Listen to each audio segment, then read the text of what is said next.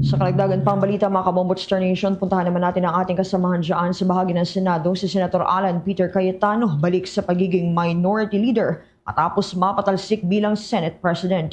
Ma-report si Bombo Angelo Aganan.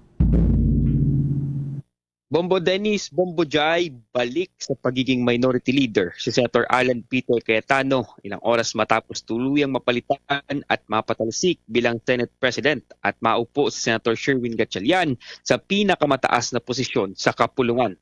Sa sesyon ng formal na ipinahayag ni dating Senate President Pro Tempore Loren Legarda na si Cayetano ang magsisilbing pinuno ng minorya kasama ang mga senador na nanatiling kabilang sa kanilang grupo.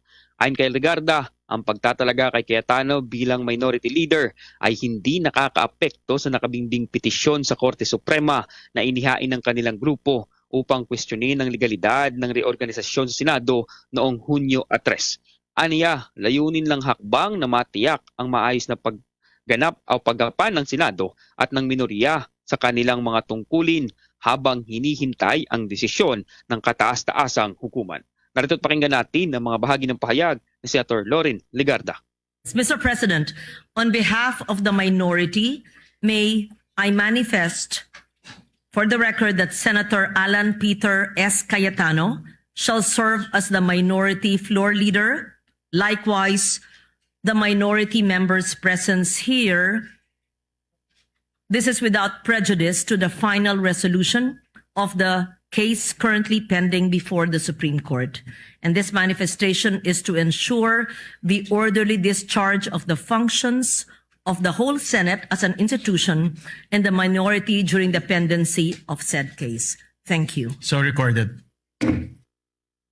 Matatandaan na bagamat hindi dumalo sa special session kahapon, ipinahayag naman ni Cayetano ang kanyang pagtanggap sa pagkawala ng kanilang grupo sa posisyon at kapangyarihan sa Senado. Nagpaabot rin ito ng mensahe sa bagong liderato sa pamumuno ni Gatchalian na handa umano siyang makipag-kooperasyon sa bagong mayorya para sa ikakaayos ng kanilang trabaho bilang mga mambabatas. Ngunit Bombo Dennis, hindi kumbinsido si Senator Panfiloping Lacson sa mga pahayag na ito ni Cayetano matapos na hindi sumipot ang kapwa senador sa sesyon. Aniya, ang hindi pagdalo ni Cayetano sa espesyal na sesyon ay nagpapakita lang na hindi sinsiro sa kanyang mga binitawang salita ang senador. Dapat aniyang patunayan ni Cayetano ito sa gawa at hindi puro salita. Narito't pakinggan naman natin ang mga pahayag ni Senator Panfiloping Lacson. An offer is an offer. We want to see the actual action nung kanyang offer of reconciliation.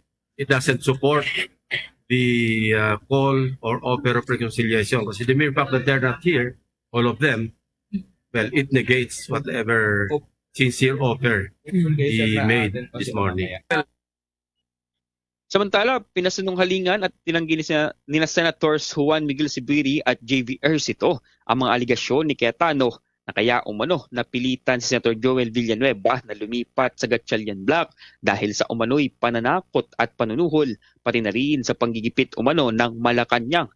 Paliwanag ng dalawang senador na parehong kumausap umano kay Villanueva, nais na ng kapwa nila senador na muling mabuo ang institusyon at makabalik na silang mga mambabatas sa pagtatrabaho, kaya't nagdesisyon na itong dumalo sa special session at umanib sa bagong majority block.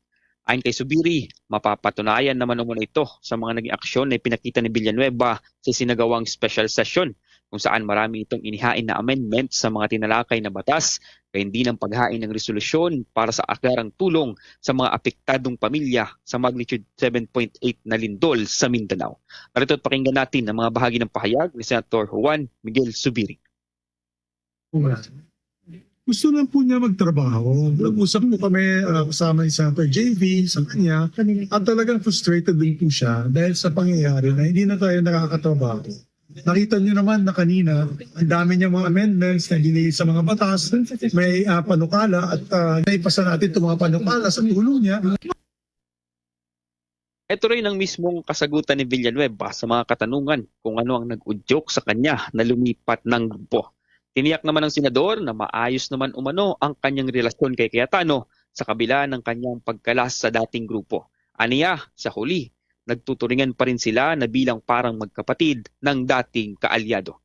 Samantala, sa pagbabalik naman ni Cayetano bilang minority leader, Inaasahang siya ang mangunguna sa paghamon ng minorya sa mga hakbang ng bagong liderato habang nakabinbin sa Korte Suprema ang usapin ng legalidad sa June 3 reorganizations sa mataas na kapulungan.